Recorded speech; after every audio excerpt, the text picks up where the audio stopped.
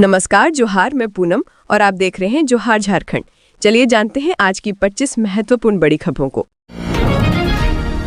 Pressure horn और bike silencer पर चला बुलडोजर, 700 से ज्यादा किए गए नष्ट।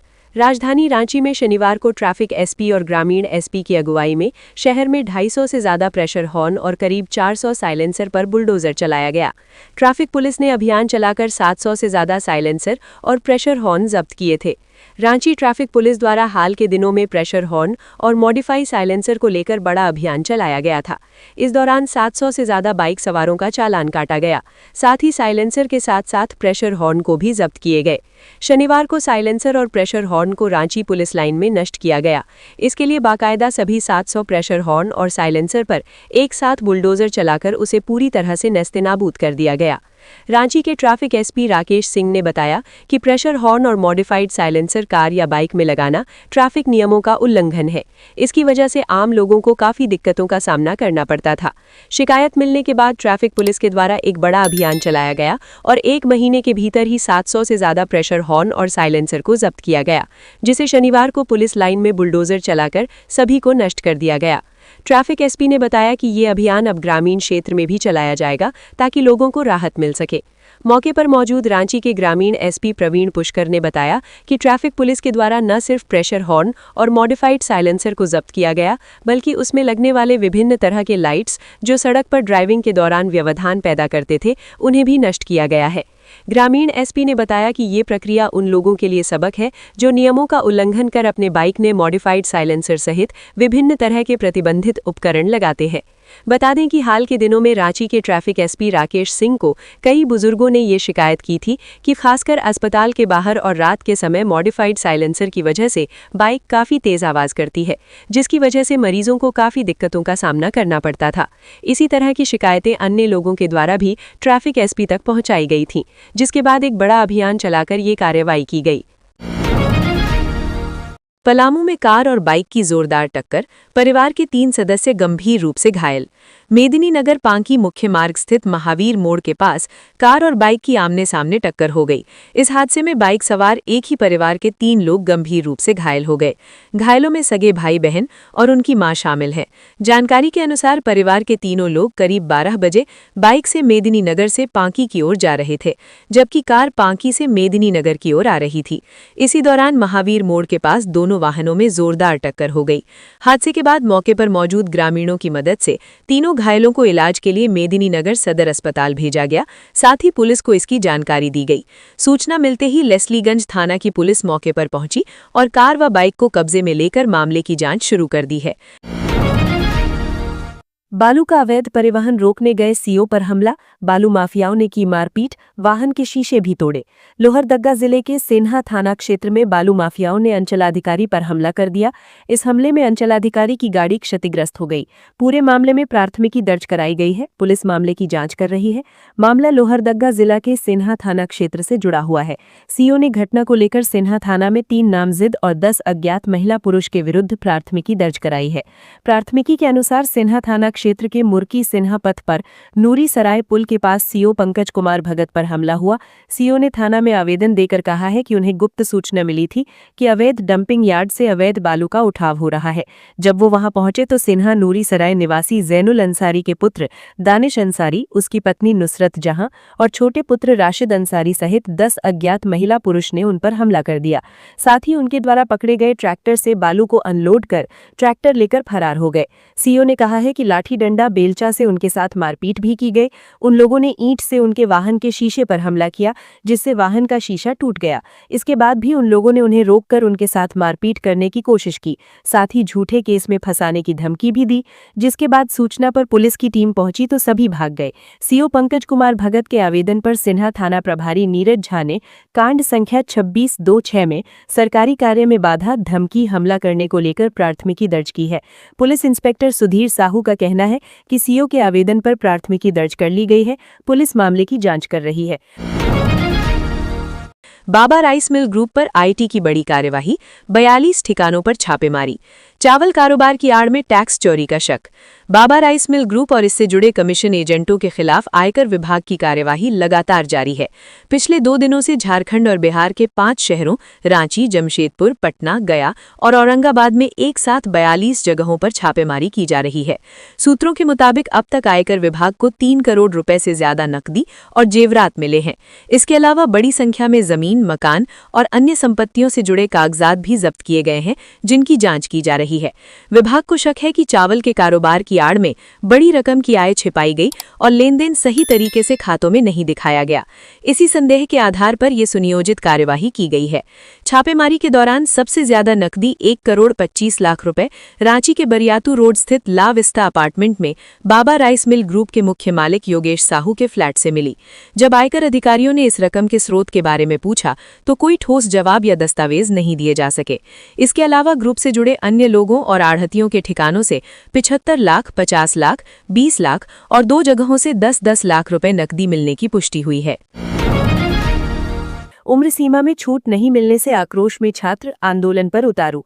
14वीं जेपीएससी की परीक्षा का शेड्यूल घोषित कर दिया गया है। 31 जनवरी से इस परीक्षा के तहत 103 अभ्यर्थियों के चयन के लिए आवेदन करने की प्रक्रिया शुरू हो जाएगी। 14 फरवरी की शाम 5 बजे तक ऑनलाइन आवेदन आमंत्रित किया जाएगा। 16 फरवरी की शाम 5 बजे तक परीक्षा शुल्क जमा करने की अंतिम तिथि होगी। लेकिन इस प्रतियोगी परीक्षा में छात्रों को उम्र सीमा में छूट नहीं मिलने से वे आक्रोशित है, आंदोलन पर उतारू है।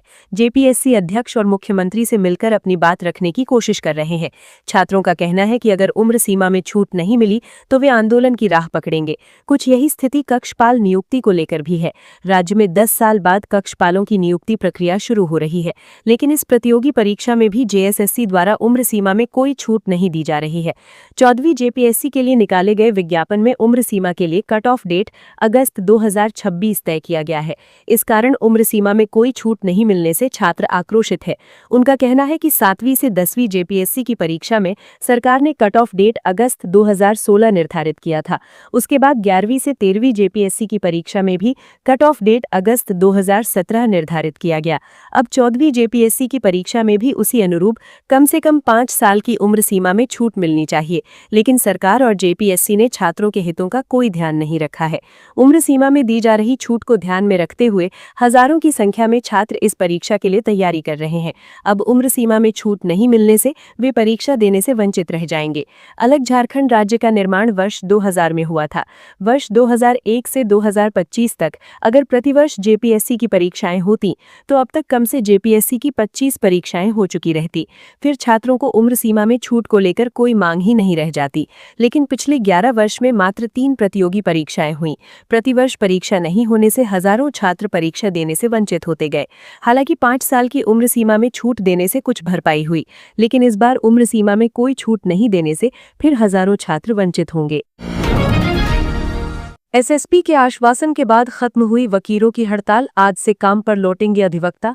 बार एसोसिएशन और पंचकर्म भवन के बीच रास्ते को बंद किए जाने के विरोध में हड़ताल पर गए अधिवक्ताओं ने आखिरकार अपनी हड़ताल वापस ले ली है। शुक्रवार को धनबाद के एसएसपी प्रभात कुमार से हुई सकारात्मक और आश्वस्त करने वाली वार्ता के बाद बार एसोसिएशन ने ये निर्णय लिया। एसएसपी से मिले भरोसे के बाद अब शनिवार से धनबाद के सभी अधिवक्ता दोबारा अपने अपने न्यायिक कार्यों पर लौट आएंगे। दरअसल बार एसोसिएशन और पंचकर्म भवन के बीच स्थित मार्ग पर स्वास्थ्य विभाग द्वारा रातों रात पक्की दीवार खड़ी कर दी गई थी, जिससे अधिवक्ताओं के आवागमन में भारी परेशानी उत्पन्न हो गई। इसी के विरोध में गुरुवार से अधिवक्ता अनिश्चितकालीन हड़ताल पर चले गए थे। शुक्रवार शाम धनबाद बार एसोसिएशन और एसएसपी प्रभात कुमार के बीच हुई वार्ता के दौरान कई अहम बिंदुओं पर सहमति बनी, जिसके बाद अधिवक्ताओं ने आंदोलन समाप्त करने का फैसला लिया। एसएसपी ने भरोसा दिलाया है कि फिलहाल दीवार की जगह एक अस्थायी गेट लगाया जाएगा, ताकि अधिवक्ताओं का आना जाना पहले की तरह सुचारू रह सके। इसके साथ ही मुख्य सड़क से जस्टिस एसपी सिन्हा पथ तक एक पक्की सड़क निर्माण और अधिवक्ताओं के लिए अलग से पार्किंग स्थल चिन्हित करने पर भी सहमति बनी है। वहीं पूरे मामले पर धनबाद एसएसपी प्रभात कुमार ने भी स्थिति स्पष्ट की। उन्होंने कहा कि बार एसोसिएशन भवन का निरीक्षण किया गया, जिसमें भवन की स्थिति को लेकर कुछ चिंताएं सामने आई। साथ ही सदर अस्पताल परिसर में मेडिकल कॉलेज का निर्माण प्रस्तावित है। ऐसे में अधिवक्ताओं और अस्पताल दोनों की सुरक्षा को ध्यान में रखते हुए ये निर्णय लिया गया है कि फिलहाल दीवार हटाकर वहां गेट लगाया जाएगा। सड़क निर्माण पूरा होने के बाद भविष्य में उस रास्ते को पुनः नियमानुसार बंद किया जाएगा। जामताड़ा में हाईवे पर ट्रेलर ने साइकिल सवार को कुचला, मौके पर दर्दनाक मौत। हादसे के तुरंत बाद स्थानीय लोग घटनास्थल पर जमा हो गए। मृतक के परिजन और ग्रामीणों ने मुआवजे की मांग को लेकर हाईवे को जाम कर दिया। इससे यातायात पूरी तरह ठप हो गया। सूचना मिलते ही पुलिस भी मौके पर पहुंची और बड़ी मुश्किल से स्थिति को नियंत्रण में कर सड़क को खाली कराया। पुलिस ने मृतक के शव का पोस्टमार्टम के लिए भेजकर मुआवजे की प्रक्रिया शुरू कर दी। वहीं ट्रेलर चालक की तलाश जारी है। पुलिस ने लोगों से अपील की है कि जांच पूरी होने तक रोड जाम न करें और शांति बनाए रखें। जमशेदपुर में शॉर्ट सर्किट से घर में लगी आग। दाईगुटू कावेरी रोड पर उर्मिला देवी के मकान का सामान जला, घर में लगा था ताला। जमशेदपुर के मांगो थाना क्षेत्र स्थित दाईगुटू कावेरी रोड पर उर्मिला देवी के मकान में शॉर्ट सर्किट के कारण आग लग गई। इस घटना में घर का सारा सामान जलकर खाक हो गया। गनीमत रही कि आग लगने के समय मकान में कोई मौजूद नहीं था, जिससे किसी प्रकार की जनहानि नहीं हुई। आग इतनी तेजी से फैली कि देखते ही देखते पूरा घर उसकी चपेट में आ गया। घटना की जानकारी मिलते ही स्थानीय लोग मौके पर पहुंचे। उन्होंने स्थिति की गंभीरता को देखते हुए घर का ताला तोड़ा और आग बुझाने का प्रयास शुरू किया। इसी बीच दमकल विभाग को सूचना दी गई। सूचना मिलते ही फायर ब्रिगेड की गाड़ी मौके पर पहुंची और आग पर काबू पाने का काम शुरू किया। कड़ी मशक्कत के बाद आग पर नियंत्रण पा लिया गया। आग लगने के कारण पूरे इलाके में अफरा तफरी का माहौल बन गया था। फिलहाल आग पर पूरी तरह काबू पा लिया गया है और नुकसान का आकलन किया जा रहा है। प्रथम दृष्टया आग लगने का कारण शॉर्ट सर्किट बताया जा रहा है। हालांकि प्रशासन द्वारा मामले की विस्तृत जांच की जा रही है। MS धोनी बनेंगे झारखंड टूरिज्म के ब्रांड एम्बेसडर, जल्द होगा MOU। Captain cool Mahendra Singh Dhoni को झारखंड पर्यटन विभाग का ब्रांड एम्बेसडर बनाए जाने की तैयारी है। इस संबंध में झारखंड सरकार और MS धोनी के बीच जल्द ही MOU पर हस्ताक्षर होने की संभावना है। 2 दिन पहले ही महेंद्र सिंह धोनी और मुख्यमंत्री हेमंत सोरेन से मुलाकात हुई थी, जिसकी तस्वीर मुख्यमंत्री ने सोशल मीडिया पर भी साझा की थी। झारखंड टूरिज्म के प्रचार प्रसार को राष्ट्रीय और अंतर्राष्ट्रीय स्तर पर नई पहचान दिलाने के उद्देश्य से पर्यटन विभाग ने MS धोनी को ब्रांड एम्बेसडर बनने का प्रस्ताव भेजा था। इस प्रस्ताव पर धोनी ने सैद्धांतिक रूप से अपनी सहमति दे दी है। इसके बाद अब औपचारिक प्रक्रिया पूरी करने की तैयारी शुरू कर दी गई है। महेंद्र सिंह धोनी न सिर्फ देश में बल्कि दुनिया भर में एक जाना पहचाना नाम है। ऐसे में उनके झारखंड पर्यटन से जुड़ने से राज्य की ब्रांड वैल्यू को काफी मजबूती मिलने की उम्मीद है। सरकार का मानना है कि धोनी की लोकप्रियता के जरिए झारखंड के प्राकृतिक पर्यटन स्थल, जलप्रपात, पहाड़, वन क्षेत्र और आदिवासी संस्कृति को व्यापक पहचान मिलेगी। पर्यटन विभाग की योजना के तहत राज्य के प्रमुख पर्यटन स्थलों पर MS धोनी के साथ वीडियो शूटिंग कराई जाएगी। इन वीडियो को डिजिटल प्लेटफॉर्म, सोशल मीडिया और विभिन्न प्रचार अभियानों के माध्यम से देश और विदेश में प्रसारित किया जाएगा। इससे झारखंड को एक प्रमुख पर्यटन गंतव्य के रूप में स्थापित करने में मदद मिलेगी। महेंद्र सिंह धोनी रांची के निवासी हैं। ऐसे में उनका झारखंड पर्यटन का चेहरा बनना राज्य के लोगों के लिए भी गर्व की बात होगी।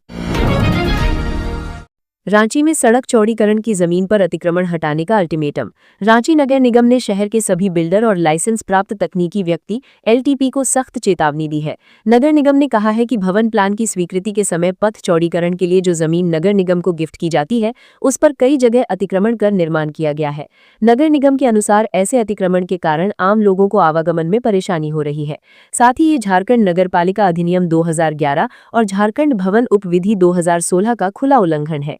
नगर निगम ने स्पष्ट निर्देश दिया है कि जिन जगहों पर पथ चौड़ीकरण की जमीन पर निर्माण या कोई भी संरचना बनी हुई है, उसे 5 फरवरी 2026 तक अनिवार्य रूप से हटा लिया जाए। यदि तय समय सीमा तक अतिक्रमण नहीं हटाया गया तो संबंधित बिल्डर और LTP को ब्लैकलिस्ट कर दिया जाएगा, जिसकी पूरी जिम्मेदारी उन्हीं की होगी। इसके अलावा नगर निगम ने ये भी साफ कर दिया है कि 5 फरवरी तक अतिक्रमण नहीं हटाया गया तो नगर निगम स्वयं अतिक्रमण हटाने की कार्यवाही करेगा और उस पर आने वाला पूरा खर्च बिल्डर या भवन मालिक से वसूला जाएगा। BCCL कर्मी की संदिग्ध अवस्था में मौत, परिजन धरने पर। तीसरे दिन भी शव के साथ किया प्रदर्शन, नियोजन और मामले की उच्च स्तरीय जांच की मांग। धनबाद के पुटकी कोलियरी में कार्यरत BCCL कर्मी अर्जुन कोड़ा की संदिग्ध परिस्थितियों में मौत हो गई है। घटना के तीसरे दिन भी परिजन शव के साथ PB एरिया कार्यालय के बाहर धरने पर बैठे हैं। वे मृतक के आश्रित को तत्काल नियोजन, मामले की उच्च स्तरीय जांच और उचित मुआवजे की मांग कर रहे हैं। धरना स्थल पर स्थानीय लोगों, सामाजिक संगठनों और जनप्रतिनिधियों का लगातार समर्थन मिल रहा है। देर रात डुमरी विधायक जयराम महतो भी वहां पहुंचे और आंदोलन को अपना समर्थन समर्थन दिया। उन्होंने परिजनों की मौजूदगी में बीसीसीएल के सीएमडी से फोन पर बात कर मामले का शीघ्र समाधान और पीड़ित परिवार को न्याय दिलाने की मांग की। इस अवसर पर जयराम महतो ने कहा कि ये दुर्भाग्यपूर्ण है कि एक आदिवासी कर्मी की संदिग्ध मौत के बाद भी परिवार को अपने हक के लिए 3 दिनों तक शव के साथ धरना देना पड़ रहा है। उन्होंने पीड़ित परिवार को न्याय दिलाने की लड़ाई में हर संभव मदद का आश्वासन दिया। मृतक की पत्नी के अनुसार अर्जुन कोड़ा सुबह 8 बजे ड्यूटी पर गए थे और आमतौर पर शाम 4:30 बजे तक लौट आते थे। घटना वाले दिन देर शाम कार्यालय से फोन आया कि उन्होंने ड्यूटी के बाद आउट नहीं किया है। इसके बाद उन्हें अस्पताल ले जाने की सूचना मिली। परिजन उन्हें धनबाद सेंट्रल हॉस्पिटल ले गए, जहां डॉक्टरों ने उन्हें मृत घोषित कर दिया। पत्नी ने बताया कि पिछले 3 दिनों से वे न्याय और मुआवजे की मांग को लेकर धरने पर बैठी हैं, लेकिन अब तक उनकी कोई ठोस सुनवाई नहीं हुई। रामगढ़ के पतरातू पीवीयूएनएल के निर्माणाधीन प्लांट में दुर्घटना, 7 मजदूर घायल, अस्पताल में भर्ती। रामगढ़ जिले के पतरातू स्थित पीवीयूएनएल के निर्माणाधीन पावर प्लांट में शनिवार को कार्य के दौरान दुर्घटना हो गई। इसमें करीब 7 मजदूर घायल हो गए हैं। घायल मजदूर आरपीपी कंपनी के बताए जा रहे हैं। घायल मजदूरों का इलाज पीएसटीपीपी हॉस्पिटल में चल रहा है। जानकारी के अनुसार यूनिट नंबर 1 व 2 के बीच आरपीपी कंपनी निर्माण कार्य करा रही है। इसी दौरान इन प्लेट सेल में तकनीकी खराबी के कारण सील टूट गई, जिससे पाइपलाइन का ढक्कन खुल गया। इसकी चपेट में आकर करीब 7 मजदूर घायल हो गए। दुर्घटना के बाद निर्माण स्थल पर अफरा तफरी मच गई। सभी घायल मजदूरों को तत्काल पीएसटीपीपी हॉस्पिटल पहुंचाया गया, जहां उनका इलाज चल रहा है। सूचना मिलते ही पीवीयूएनएल के अधिकारी अस्पताल पहुंचे और घायल मजदूरों का हालचाल जाना, उन्हें बेहतर स्वास्थ्य सुविधा मुहैया कराने का निर्देश दिया। बताया गया कि इरेक्शन व परीक्षण का कार्य बीएचईएल की ओर से किया जा रहा है। अधिकारियों ने कहा कि दुर्घटना के कारणों का पता लगाने के लिए तकनीकी टीम का गठन किया जाएगा। धनबाद सदर अस्पताल में बाउंड्री वॉल विवाद, स्वास्थ्य कर्मियों ने काली पट्टी बांधकर मौन विरोध। धनबाद सदर अस्पताल में बाउंड्री वॉल विवाद गहराता जा रहा है। इसी क्रम में शनिवार को डॉक्टरों, नर्सों और अन्य स्वास्थ्य कर्मियों ने अस्पताल परिसर में मौन धरना प्रदर्शन किया। उन्होंने काली पट्टी बांधकर अधिवक्ताओं के लिए सदर अस्पताल परिसर के उपयोग पर पाबंदी लगाने की मांग की। इससे पहले अधिवक्ताओं ने जिला प्रशासन के खिलाफ धरना प्रदर्शन किया था, जिसे एसएसपी प्रभात कुमार के आश्वासन पर समाप्त किया गया था। एसएसपी में अस्थायी रूप से बाउंड्री वॉल तोड़कर गेट लगाने का आश्वासन दिया था। साथ ही अधिवक्ताओं के लिए स्थायी सड़क और पार्किंग की व्यवस्था होने पर बाउंड्री वॉल को दोबारा बंद करने की बात कही थी। स्वास्थ्य कर्मियों ने इसी निर्णय के विरोध में शनिवार को प्रदर्शन किया। सदर अस्पताल के नोडल अधिकारी डॉक्टर संजीव कुमार ने बताया कि अधिवक्ताओं के आवागमन के लिए अस्पताल की ओर से पहले ही वैकल्पिक रास्ता उपलब्ध कराया जा चुका है। उन्होंने बाउंड्री वॉल तोड़कर नया रास्ता बनाने की मांग को अनुचित बताया। डॉक्टर कुमार के अनुसार इससे अस्पताल परिसर की सुरक्षा और व्यवस्था प्रभावित होगी, जिसके कारण स्वास्थ्य कर्मी विरोध कर रहे हैं और जिला प्रशासन का ध्यान इस समस्या की ओर आकर्षित कर रहे हैं। इंडियन मेडिकल एसोसिएशन (IMA) के अध्यक्ष डॉक्टर एक सिंह ने कहा कि सदर अस्पताल आम लोगों को स्वास्थ्य सुविधाएं प्रदान करने के साथ साथ मेडिकल कॉलेज निर्माण का भी स्थल है। उन्होंने चेतावनी दी कि यदि बाउंड्री वॉल तोड़कर अधिवक्ताओं के लिए रास्ता बनाया जाता है तो अस्पताल परिसर में जाम की समस्या उत्पन्न होगी। इससे आपातकालीन स्थितियों में मरीजों के आवागमन में गंभीर बाधाएं आ सकती हैं।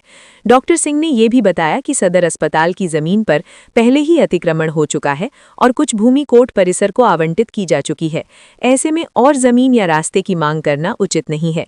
स्वास्थ्य कर्मियों ने जिला प्रशासन से अस्पताल की सुरक्षा और मरीजों की सुविधा को प्राथमिकता देते हुए इस विवाद का समाधान करने की मांग की है। नारियल की आड़ में तस्करी का भंडाफोड़, वन विभाग की सतर्कता से लाखों का गांजा बरामद। खूंटी जिले के कुंजला क्षेत्र में वन विभाग की सतर्कता से नारियल की आड़ में की जा रही गांजा तस्करी का बड़ा खुलासा हुआ है। अवैध लकड़ी तस्करी की सूचना पर सड़कों पर वाहनों की जांच के दौरान वन विभाग की गश्ती टीम ने एक संदिग्ध ट्रक को रोका, जिसकी तलाशी में लाखों रुपए मूल्य का गांजा बरामद किया गया है। जांच के दौरान ट्रक के ऊपर बड़ी मात्रा में नारियल लदा पाया गया, जबकि नीचे बोरे में छिपाकर भारी मात्रा में गांजा रखा गया था। आशंका जताई जा रही है कि नारियल लोड कर मादक पदार्थ की तस्करी की जा रही थी ताकि किसी को शक न हो। कार्यवाही के दौरान ट्रक चालक, खलासी सहित एक अन्य व्यक्ति मौके का फायदा उठाकर फरार हो गया। मामले की जानकारी मिलते ही प्रभारी वनपाल प्रवीण कुमार सिंह ने तत्काल खूंटी थाना प्रभारी अशोक सिंह और एनडीपीएस थाना को सूचित किया। सूचना पर पुलिस टीम मौके पर पहुंची और ट्रक को जब्त कर आगे की कार्यवाही शुरू की। बाद में ट्रक को खूंटी एनडीपीएस थाना के हवाले कर दिया गया। थाना प्रभारी अशोक सिंह ने बताया कि वन विभाग के कर्मियों द्वारा सड़क से गांजा लदे ट्रक को जब्त किया गया है। गांजे का वजन कराए जाने के बाद उसकी कीमत का खुलासा किया जाएगा। फिलहाल ट्रक नंबर के आधार पर प्राथमिकी दर्ज करने की प्रक्रिया चल रही है और फरार तस्करों की तलाश तेज कर दी गई है। इस कार्यवाही से वन विभाग की सतर्कता और समन्वय की सराहना की जा रही है। वहीं क्षेत्र में सक्रिय मादक पदार्थ तस्करों में हड़कंप मच गया है। हजारीबाग की बेटी Arya T20 world cup Jersey campaign में बनी मॉडल। हजारीबाग की बेटी आर्या किशोर ने राष्ट्रीय स्तर पर झारखंड का गौरव बढ़ाया है। आर्या को भारतीय क्रिकेट टीम के T20 वर्ल्ड कप के लिए लॉन्च एडिडास जर्सी कैंपेन में मॉडल के रूप में शामिल होने का अवसर मिला। इस कैंपेन में वे हार्दिक पांड्या, तिलक वर्मा और अभिषेक शर्मा जैसे चर्चित क्रिकेटरों के साथ नजर आईं।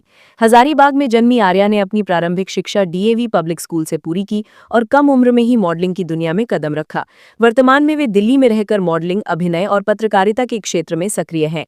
आर्या ने अब तक रिलायंस, लैक्मे सहित कई प्रतिष्ठित ब्रांड्स के लिए काम किया है। इसके अलावा उन्होंने तरंग ग्रुप हजारीबाग द्वारा आयोजित मॉडलिंग प्रतियोगिता में भी हिस्सा लिया है।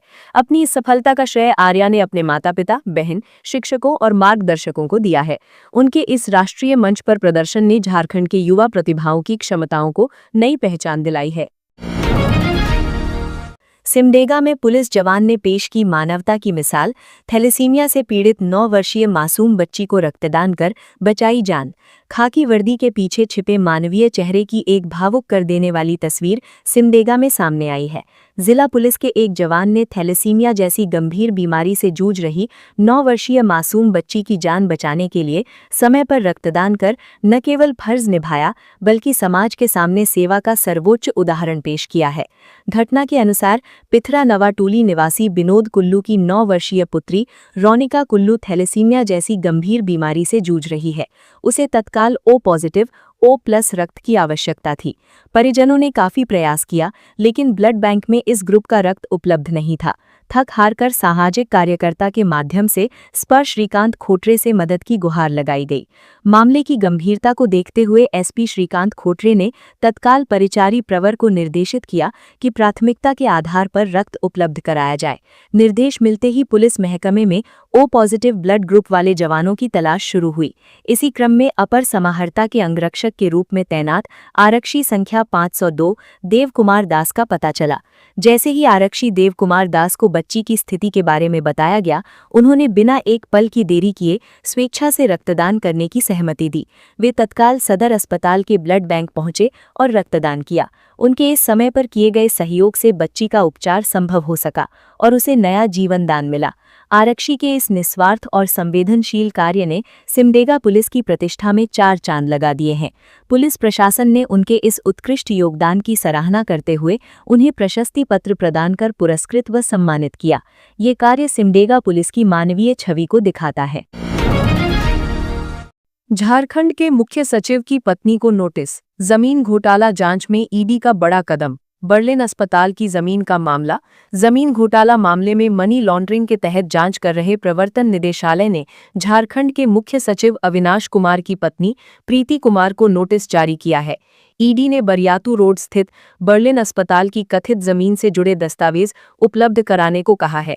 एजेंसी का कहना है कि अस्पताल परिसर की जमीन की खरीद बिक्री में अनियमितताओं की आशंका है। इसी क्रम में संबंधित पक्षों से कागजात तलब किए जा रहे हैं ताकि लेन देन की पूरी कड़ी स्पष्ट हो सके। नोटिस जारी होने के बाद प्रशासनिक और राजनीतिक हलकों में इस मामले को लेकर चर्चा तेज हो गई है।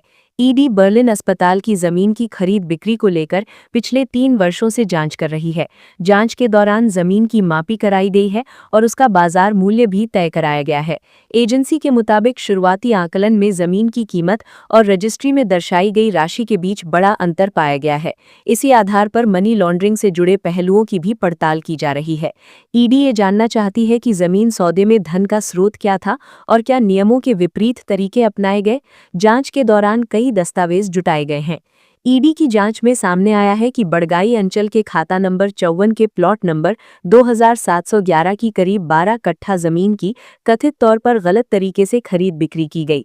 आरोप है कि ये जमीन बाजार मूल्य से कम कीमत पर बेची गई। पहले ये जमीन डॉक्टर नलिनी रंजन सिन्हा और उषा सिन्हा ने खरीदी थी। बाद में यही जमीन प्रीति कुमार और टीएम ठाकुर को बेची गई। ईडी का आरोप है कि जमीन की प्रकृति में बदलाव कर खरीद बिक्री की गई और बाद में उसी जमीन पर बर्लिन अस्पताल का निर्माण कराया गया। एजेंसी अब ये भी जांच कर रही है कि जमीन के उपयोग में बदलाव के लिए जरूरी अनुमतियां ली गई थी या नहीं और इसमें किन लोगों की भूमिका रही। पटियाला में झोंगो पाहन का परचम, पैरा नेशनल आर्चरी में झारखंड को दिलाया रजत। पंजाब के पटियाला में आयोजित 52वीं पैरा नेशनल आर्चरी चैंपियनशिप में झारखंड के पैरा तीरंदाज झोंगो पाहन ने शानदार प्रदर्शन करते हुए रिकर्व टीम स्पर्धा में रजत पदक जीतकर राज्य और खूंटी जिले का नाम रोशन किया है। सीनियर स्तर की इस राष्ट्रीय प्रतियोगिता में उनकी उपलब्धि ने खेल प्रेमियों में उत्साह भर दिया है। प्रतियोगिता के दौरान झारखंड की रिकर्व टीम ने क्वार्टर फाइनल में दिल्ली की टीम को पराजित कर दमदार शुरुआत की। इसके बाद सेमीफाइनल में मेजबान पंजाब की मजबूत टीम को शिकस्त देकर फाइनल में प्रवेश किया। फाइनल मुकाबला अत्यंत रोमांचक रहा, जहां कड़े संघर्ष के बाद झारखंड टीम को रजत पदक से संतोष करना पड़ा। झोंगो पाहन की ये सफलता उनके निरंतर परिश्रम, अनुशासन और खेल के प्रति समर्पण का प्रतिफल मानी जा रही है। उनकी उपलब्धि से न केवल खूंटी बल्कि पूरे झारखंड में खिलाड़ियों और खेल प्रेमियों में हर्ष का माहौल है। इस अवसर पर जिला दंडाधिकारी आर रोनिता ने झोंगो पाहन को हार्दिक बधाई दी।